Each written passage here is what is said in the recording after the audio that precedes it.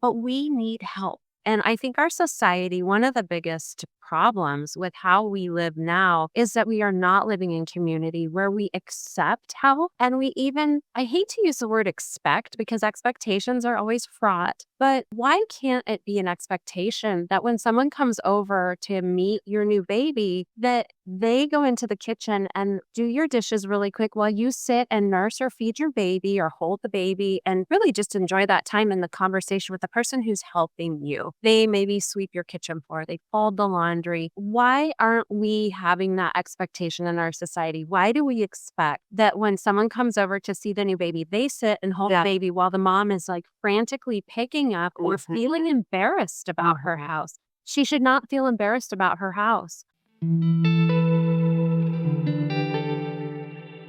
Hi, I'm Missy Macholka, the menopause midwife.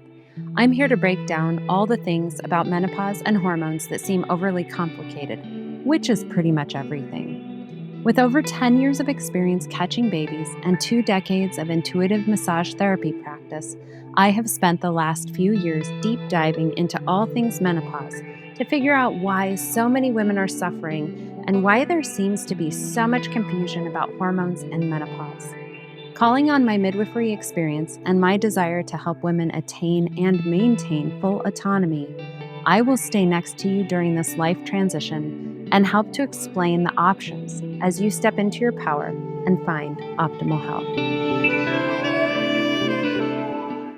Hello, lovelies. Today is a conversation that is very emotional for me to write about and talk about. The intro is pretty long, but I feel it's pertinent. We are going to be discussing postpartum anxiety specifically and how women can get the help that they need. I hope that sharing my story with you will help if you are in this space. And if you're not in this space, I will hope that it will help you feel like you have some tools to be helpful to a friend or loved one who finds herself stuck in postpartum anxiety. Even one woman feeling like she is alone in this is too many. And I hope that my conversation with Dr. Emily Limas will prove helpful to anyone struggling with postpartum anxiety or depression. I'm also hoping that we can touch on tips for loved ones who want to help but aren't sure how to be helpful. All right, so let's jump into my journey. My journey with postpartum anxiety started a few weeks after I gave birth to my second child, my incredible daughter, Piper. Almost immediately after her birth, I began to feel overwhelmed. I mean, who wouldn't? I had an almost 2-year-old son who was very busy, and now a newborn too. I continued to chalk up my feelings to overwhelm, not really knowing what was wrong. I would think to myself, well, I'm the oldest of 6 kids. Surely I can handle 2. But even as I write this, I feel the tension in my chest start to squeeze, my heart rate rises, and tears come to my eyes. I tried to get help. I reached out to my midwife, who I trained with and whom I love and trust. I wrote her a letter as if in a fever dream, asking for help, trying to figure out what was going on. She offered kind words of encouragement and support, but never mentioned anxiety. Overwhelm seemed to be the problem. At some point in this first year, I went to a nurse practitioner for what I thought was a breast lump. Turned out it was a clogged milk duct. Thank goodness. But I remember asking her about my symptoms, and she asked me if I was sad. I told her, no, I'm not sad, but I just don't feel right. She offered kindness, but nothing else. I then went to my therapist, a man, and this is no bad on male therapists, but while he had been incredibly helpful with other issues, the visit to him during this time almost made things worse because I had guilt on top of it not working. So guilt that I had spent the money that we really didn't have at the time, guilt that I'd spent several hours on babysitting so I could go to the session, because at the time we lived 90 minutes from the closest city, and this was well before Zoom. I also had guilt that I still didn't know what could possibly be wrong with me, and fear and frustration that I didn't know where to turn next. Fast forward 4 years postpartum.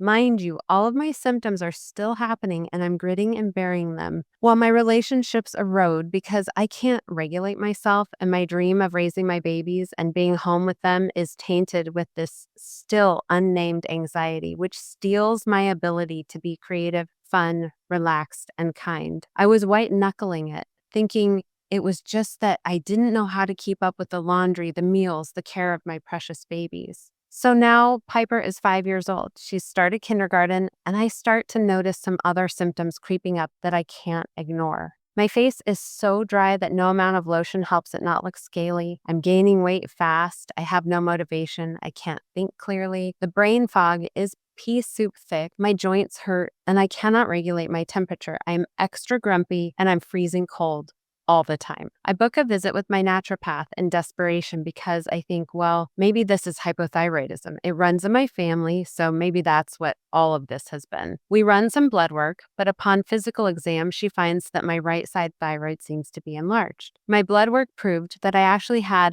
hyperthyroidism due to a nodule pressing on my thyroid. I was so confused. I thought all of this was indicative of hypothyroidism, but it turns out the symptoms can overlap and thyroid stuff is really confusing. So I went to the local endocrinologist to have a biopsy. Thankfully, it was benign. The endo suggested that I plan to have it irradiated, but that if I did it, I couldn't be around my family for 7 days until the toxic radiation wore off. That didn't sound like a good fit to me. So, until I made my decision, though, he wanted me to take a drug called methimazole to slow the action of my thyroid. Well, it turns out that drug makes me feel like I'm dying. I've never felt so horrible in my life. The joint pain made it so I could almost not walk, literally 2 doses, and I could not walk. So I called the doctor and he said to stop the meds. But here's the rub. What I noticed was that my still unnamed anxiety was gone when I took that drug. I liked how I felt in my brain. I could think and process, but how could I function if my body wouldn't work? He literally gave me nothing else as an alternative, even though it was clear that something was helping and it was helping something that was wrong. I asked for something else, medication-wise, diet, exercise, anything. He shrugged his shoulders and suggested that I move forward with the irradiation of my thyroid gland. I'm sorry, I think it's radiation anyway. Sorry for having that wrong, people. That was not a solution that I was ready to try. So, in desperation again, I flew to California to meet with an independent endocrinologist who had helped my dad. Again, this was before telehealth. Again, guilt over money and time. But this endocrinologist agreed that I had hyperthyroidism called thyroiditis, and she treated me. And she said, "Is there anything else?" And I shared with her my symptoms of anxiety, which I still didn't have a name for, and told her I would love some help and how the methimazole had worked. But I didn't want to start with something that I had to take all the time and be very careful with if I wanted to stop. She said, "Oh, no problem. Sounds like you're suffering from anxiety and have been since your daughter was born. And you can try beta blockers. They can be taken on an as-needed basis." Upon hearing those words, I literally started bawling my eyes out. When I heard the word anxiety and felt believed that this had been going on for 5 years, I finally felt validated and not crazy. She did warn me that beta blockers don't always work right away and that we might need to try a few things until we got it right. But literally, the moment it touched my tongue, I felt relief from anxiety that I had noticed with a methimazole, but it didn't hurt my body. I felt like myself again. 5 years is too long to suffer. I was mad and bitter that I had suffered so long and missed out on the joy of raising my babies without anxiety. It took 6 practitioners to give me the word anxiety and a solution that helped more than it hurt. I will always be grateful to Dr. Luber for helping me get my life back. Now, I know it's different for everybody, and I'm not saying that beta blockers are the fit for you. That's between you and your healthcare provider. But I like to say what I used and what was helpful so that you can suggest it to your healthcare provider if that might be a fit for you. I don't know, but it might be something they haven't thought of. And it was so simple, and it literally took me being fairly consistent for maybe a month, and then I just keep them on hand in case I should ever feel that way again. I maybe go through one prescription a year with beta blockers at this point because it's under control now. And the anxiety is not really a thing for me on the regular. So, as I wrap up this intro, I want to leave you with a really specific thought: the word overwhelmed. It's almost a bad word to me now because it ignores what is really going on, especially for new moms. Yes, there is overwhelm, but often there is something else going on, namely anxiety, depression, thyroid issues, or so many other things.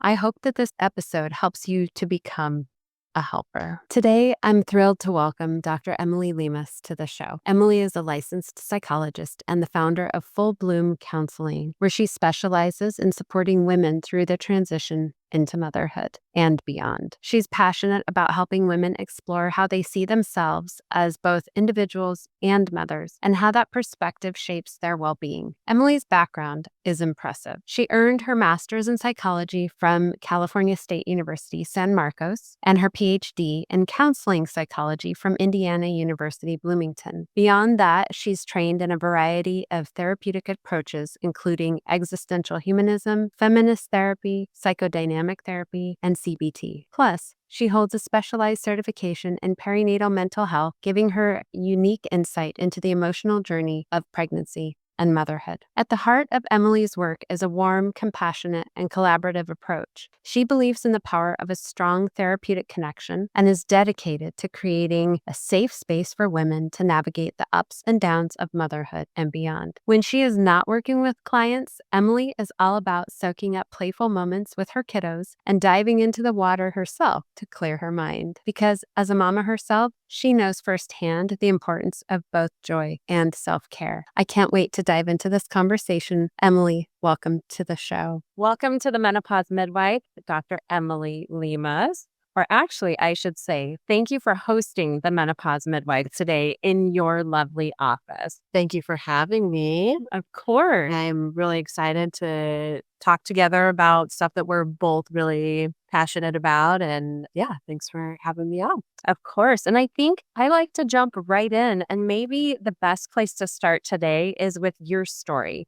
What guided you to perinatal mental health? That's a great question. I actually didn't go into my schooling kind of having that idea in mind, but I found it along the way when I was in grad school. And I had heard about my sister she had been struggling with at the time. And it was just kind of run of the mill anxiety. And I didn't know a lot about it. And all I knew was that I felt how I felt about thinking about her struggling, especially through pregnancy and postpartum alone. And then it just made me think about, like, if this happened to my sister, and I think I feel pretty close to my sister. I feel like we have a good connection.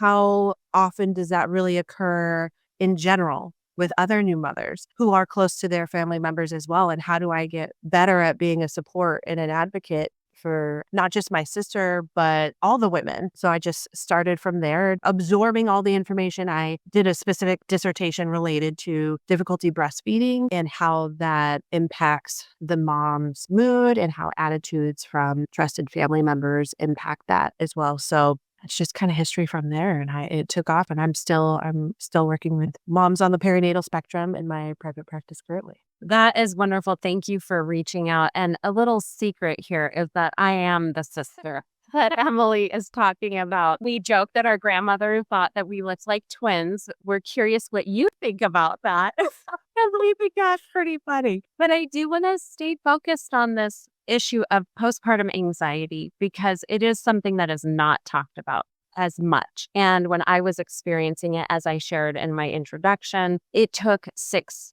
doctors or caregivers for me to actually find out what was going on for me. And so I'm so glad that there are people like you helping women to find the help that they need now. And I think what we want to focus on today is how can we, as family members and loved ones of women going through postpartum anxiety, how can we help? What are practical ways that we can get in there and actually do good? So I'm hoping we can kind of dive into that today. What do you have to say about that, Dr. M? Well, it's a very loaded question, as it should be, because there are a lot of obstacles to overcome, cultural ideas about what motherhood looks like, what being a good mom looks like, and a lot of times help seeking specifically on the behalf of the new mother can be particularly difficult to grapple with. And it is, from my own personal experience and mothers that I work with in my practice. And moms tend to suffer in silence. So I like to focus heavily on the help offerer, because people who are in a position to support moms have a unique role to play and a significant one as well in terms of increasing mood and mental health on mom just by doing seemingly simplistic tasks. Like if there is a comfort level going over to mom's house and doing chores around the house, folding laundry, doing laundry, picking up their kids' room if they have older children, dishes, things like that. But I kind of want to back up a little bit to talk about, okay, how do we get to that point? Or delivering meals, making meals. And so there is this complex cultural position that we have to acknowledge about what it means for each individual to come into motherhood, especially if it's the first child, and what that means kind of within their systemic family unit. So even like that person's nuclear family that they were raised in, and then also taking into account that person's dynamic with like their partner, if they've even talked about kind of like different roles that they play in the household tasks and how they share that. And then additionally, like in the new family that has been created by that couple. So in-laws and things like that, and how extended family just impacts the situation. So with all that said, some really tangible things that I want to say is it never hurts to have a conversation with that new mom, but we also want to be really cautious about how we approach that conversation. So putting the burden on ourselves as helpers and supports in that situation is really important. Approaching that conversation by saying, I really want to support you in this time because I've gone through this experience, even though it might be different from yours. And I know how helpful it is to have someone come in and like clean up the house so that like clears your mind and you can look around and everything's clean. And you allowing that mom to say like, oh yeah, like that would be really great for someone to come in into the home and we can have an adult conversation and, we can talk while you're doing the dishes. That would be amazing. There's also an option if the mom doesn't feel as comfortable with that, depending on relationship factors, then maybe offering an alternative of like, can I just like cook a meal for you and leave it? But allowing that mom to have the autonomy to say, give you permission to be in that space or to not be in that space. And for you to have the confidence as the helper to say, like, I don't want to encroach, but it's really important to me that I offer you support in a way that you feel comfortable. And I'm not going to leave till I do one load of dishes and laundry. I'm not going to leave until you give me one assignment. But there is a very big part of that that's bringing that confidence, that assertiveness into that space to maybe challenge, to push a little bit that like, I know you're not going to ask for help. And I know that it's really hard for you to accept the help that I'm offering. So here are your options. And I'm going to be in the space to help you because it's important. Well, right. And I think that what you're saying here is how do we help in an effective way? Yeah. Instead of saying, what can I do? I want to support you. And leaving that question up to the mom. And why is that not okay? To just say something like that. How is that more harmful than helpful? Can you help us kind of unpack that? Yeah, absolutely. And that's a great question because I think that people, like most of the time, the lion's share of the time where help is being offered, that is how it's being offered. And that's not bad, but in and of itself, but it is harmful in the bigger scheme of things because it's easier for mom to just be like, no, I don't want to inconvenience them. Like,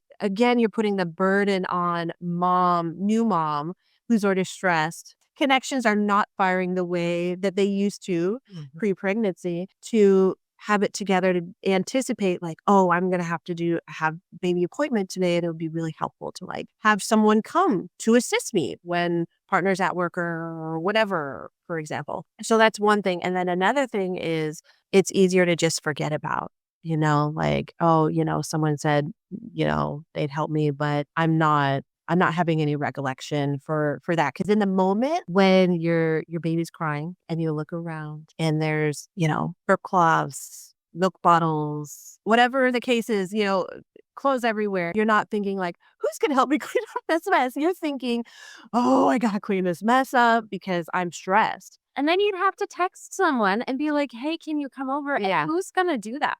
No. I don't think many of us would text anyone and ask them that except for maybe our moms. Yeah. Maybe. And maybe even not our moms. I've had Yeah. friends who couldn't even call their moms about those things. Mm. And so one thing I do want to mention that is going to be in the podcast notes is that Dr. M and I, she doesn't know this yet, but she's going to help me with this, is that we're going to put together a list of things that you can offer to do for the Yeah. new mom, the new family, and things that are easy, things that you may not think of, like, hey, can I take your 5-year-old to school for you Mondays, Wednesdays, and Fridays because it's on my way to work and I can just swing by, grab them, and take them. That takes 20 minutes out of your schedule that you can have a minute to breathe. So simple things like that. And if you make a schedule, then the new mom does not have to make the decision. So Yes. I kind of want to dive into decision fatigue for a second here. And can you talk to us a little bit about that and how that impacts people offering help? Yeah. So as a mother, of 2 kids, it dawns on me how many decisions I make. And there was definitely a time when I had my first, shortly after, when I was just inundated with questions about, like, how many naps is he taking? Are we going to choose to circumcise? All these questions, all these decisions, vaccinations, all the things. And I remember a conversation that I had with my husband of like, oh my gosh, I feel like I'm not prepared to make all of these decisions. I need time, I need research, and I don't have the luxury of any of that because, like, I'm already taxed, I'm tired. So I think the reality is that isn't a unique experience to me, that is generally an experience that new parents go through, which is I am making a ton of new decisions about this tiny human that I have just taken on the responsibility of, like, keeping alive. And I just feel so overwhelmed by all of these decisions. And it's not even that they're hard decisions, but that it's a lot of them. And that is very taxing on the brain because what happens just kind of like outside of new parenthood is that our brain will make mental shortcuts. That's just kind of what it's constructed to do to be operate in its most efficient capacity. And each time we have to make a decision, it takes a lot of mental energy, as we all know. But we're not actually consciously thinking about, like, oh, this decision, even like what I'm going to eat for dinner, what I'm going to prepare. A lot goes into that. And the more that we can anticipate the decisions that we might make and plan for that, or someone makes that decision for us or has a plan with us. With our permission. Right. Yeah. Right. The better that's going to be because then we're going to have more energy to hold when we're, like, trying to soothe our infant, and that being a stressful time and taking a lot of mental energy. Yeah.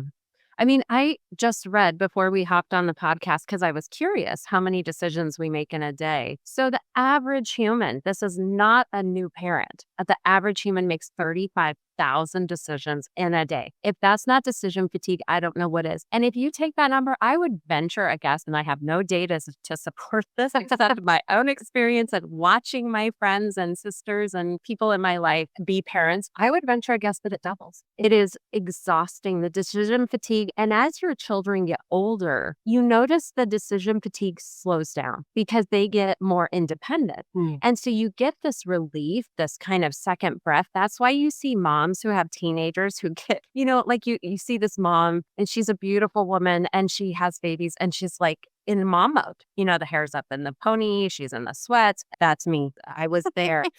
And then they get teenagers and they kind of come back out because they have a minute to breathe because their decisions are dropping off, the decisions that they have to make because our kids are starting to make a lot of decisions for themselves. And so really we do as women, and this is like a whole nother podcast and conversation, but we come out of that. And so it's great to know that there's hope and that we won't be stuck here forever in this decision fatigue fog, but we need help. And I think our society, one of the biggest problems with how we live now is that we are not living in community where we accept help. And we even, I hate to use the word expect because expectations are always fraught, but why can't it be an expectation that when someone comes over to meet your new baby, that they go into the kitchen and do your dishes really quick while you sit and nurse or feed your baby or hold the baby and really just enjoy that time in the conversation with the person who's helping you. They maybe sweep your kitchen floor, they fold the laundry. Why aren't we having that expectation in our society? Why do we expect that when someone comes over to see the new baby, they sit and hold the baby while the mom is like frantically picking up or feeling embarrassed about her house?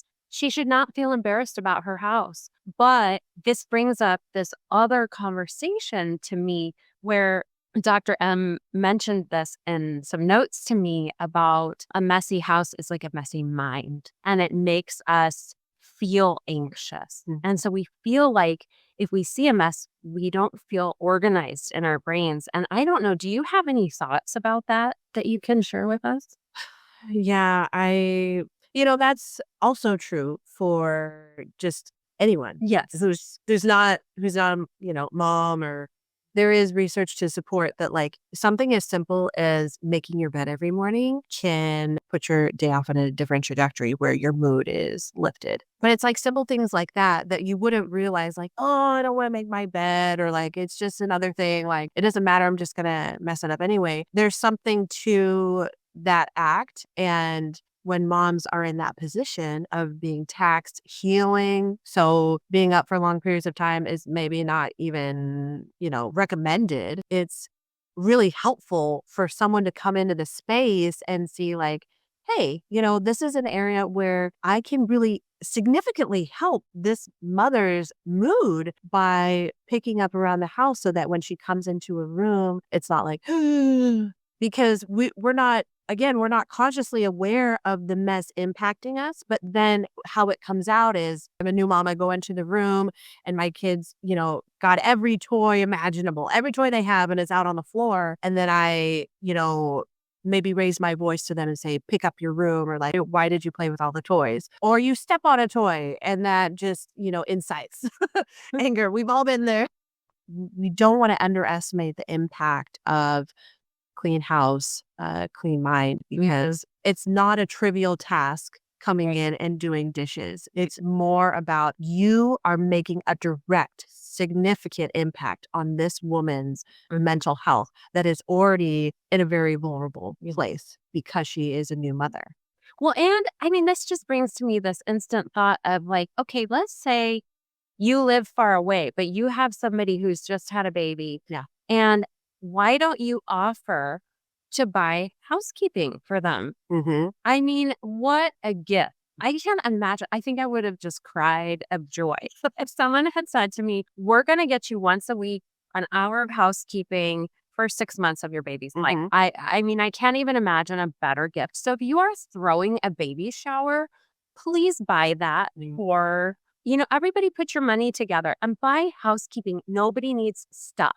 Or Well, food gift cards. or food gift cards. Yes, those kinds of things. It relieves the pressure. And yet, what are the meal kits? Those are Oh, yeah, yeah. Those then are it great. just comes to your door. You have all the things. You can just make it. Mhm. So there are so many ways that we can support these new moms. And really, I think accepting help is also another thing that we haven't learned in our society. I think Yeah. we're getting a little better at learning how to do that. But how do we, I even have this hesitation when I go to someone's house. I'm like, well, what if I don't do it right? What if I don't do it their way? Mm. Maybe I fold their towels a different way than they put them in their closet. Like that Sure. really drives some people nuts. I'm happy to do it their way, but I may not know their way. Right. And then is that creating more of an issue? So I think, what does that conversation look like to do more help than harm Yeah. someone? No, that's a great question. And I want to also pull in the consent factor, the permission, which is really important here, because you coming into that space and saying, like, I would love to fold this laundry for you. Can you tell me, like, do you fold in seconds? Do you fold in thirds? Like, do you roll your towels? Like, please let me know, if you have a specific way of doing things. Oftentimes, at least when I've been in this situation, mom would be like, you just folding it is great. I'll just put it away however it goes.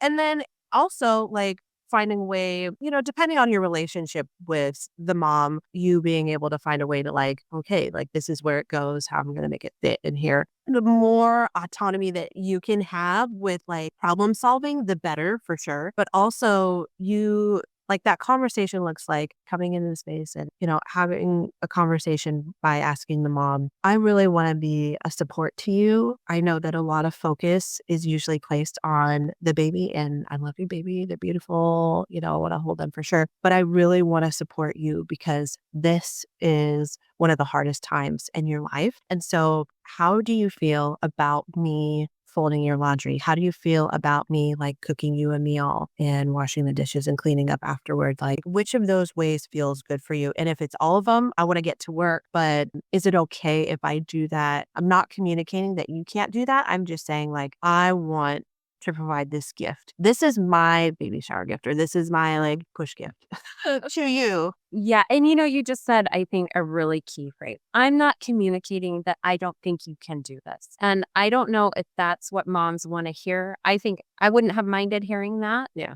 because you do feel inadequate sometimes. And that's that part of receiving. Yeah. Is learning how to not feel inadequate when someone gives you help. And we don't always have the right language. And so, what Dr. M and I are trying to do here today is try to help with that language. So, if you have ways that you like to offer help that seem really effective that we're missing, please comment those so that we Yeah. can share those as well to the broader audience because we want women to have support. We don't have one way. Yeah. There's many ways, and every relationship is complicated and different.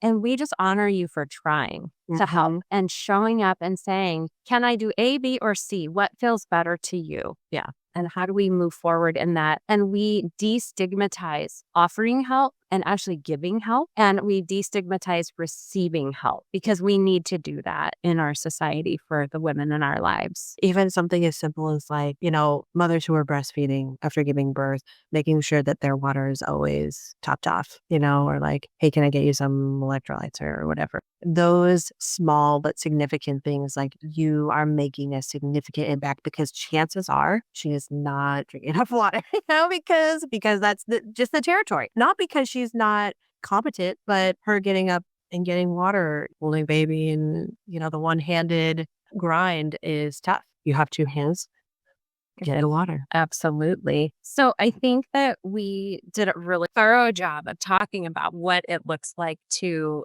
actually support a new parent, a new mom in particular, because we know that moms do the majority of that work. We are not minimizing the fact that sometimes there are dads who are in this role as well. And so if there is a dad in your life who is in this role, please make sure you support him too, because there are single dads out there who end up this way for a variety of reasons. So I think focusing on anxiety and this first step of how to help and how to receive help is the beginning of hopefully many more conversations that Dr. M and I would like to have and move forward with. And so if there's anything you want us to talk about in that, we have kind of a pretty great list to move forward with about that. Before we close, is there anything else you want to share about this particular subject? I want to really drive home and emphasize in the cases where we are extending help, there's a certain confidence and assertiveness needed when you're in that space, when you're coming in. And it's definitely like relationship by relationship case basis, but you being confident about going into that person's space, knowing that you have something to offer them helps also them trust that you are adamant and that it is not a burden. That's the underlying message. So that is like one of the biggest things to overcome for new moms is like, I don't want to be a burden to someone. I should be able to do this. All those things, horrific, toxic things that we tell ourselves as new moms. The social media portrays as like, oh, you should look like this. You should be able to do this. So you being confident in that space and saying like, I want to help. If you have a need, your bathroom has not been cleaned since baby was born. Like, do you feel comfortable with me doing that? Because like, I want to get in there. And just having this comfort and confidence of like, I'm willing to do anything. I'm okay with it as long as you're okay with it. Well, and here's a fun trick too, is yes, consent always. Right. And if you use their bathroom and you notice that the toilet's gross just because life happens, or they have like toddlers peeing everywhere, because that happens too, just grab the wipes from under the counter and give it a quick wipe. Like, don't just do it and throw them away. Don't say a thing. Yeah. Yeah. And that's not about like, I'm not trying to circumnavigate consent, but I just think that sometimes if you just do it quietly and just get it done, and it's just a blessing to someone. So scrub the toilet real quick. No skin off your back, but oh my gosh, when that mom walks in there and that toilet isn't gross, she's going to like breathe a sigh of relief. So no judgment ever on any of this stuff. We've all had gross toilets. Doctor M, if someone wants to work with you, can they work with you outside of the state of California? How could somebody find you? Oh, that's a good question. The answer specifically is no, not unless I'm licensed, which I am just about licensed in Montana. So there's that. I'm not licensed there yet, but other than that, no. You can be anywhere in California. I can only work with the limitations of my license. Okay, so strictly in the state of California at the moment, Yeah. working on your Montana license. Yeah. And you work completely virtually. Is that correct? Yes. All right. Right. So a lot easier for moms to get in. Yes, and babies are always welcome. I can't tell you how many moms I have who are just like living life. Babies are always welcome. It's just a thing. Like if I were in person, that's one thing I miss about in person. I always have a conversation with my moms like, I'm never going to take baby from you when like there's a dynamic when baby's crying, but like, please feel free. I am not intimidated if you want to give me baby while crying and we're having a conversation, I'm happy to do that. That's wonderful. I love that. And it just lowering the barrier to entry for mental health for perinatal women in that perinatal period and the postpartum period. Perinatal is kind of part of that period. And that is one of the things we are going to be talking about. Yeah. Lowering the barriers to entry for women. And what can you do if you can't afford a therapist? Although even those barriers to entry are dropping with things like BetterHelp. And I'm sure there are other platforms. Definitely insurances. Like I take several insurances that help, reduce those barriers as well. My last question I always like to ask, no matter what we're talking about, is if you were stuck on a deserted island and you could only take 3 supplements, products, or medications with you, what would they be and why? Oh, number one would have to be lotion. It shouldn't have to be. I have eczema, as you know. So I've had it my whole life and dry skin is not good. So definitely number one lotion. And then another one would be my probiotics. Emily loves the Just Thrive probiotics that I carry in my office. Yay. One of the best probiotics out there. She can tell you all about them. Yes. Yeah. Game changer. And then the third would be my silky pillowcase. Well, very nice. Yeah, nothing like my silky pillowcase. Check out the beautiful hair. If you're watching on the video, Emily does have some of the most beautiful hair ever. Well, I still got those breastfeeding hormones going through, so still have it. We'll see what happens when that transitions out. Yeah, and stay tuned for our next bit in this series. We haven't decided what we're going to talk about next, but we have a great list coming. We really appreciate you joining us today. Thank you for being here, Dr. M. Thanks for having me. Be well. Yeah. Thank you for joining me here today on The Menopause Midwife. If you'd like more information or to work with me, feel free to check out my website and book a wellness consultation at ohm406.com. Be well.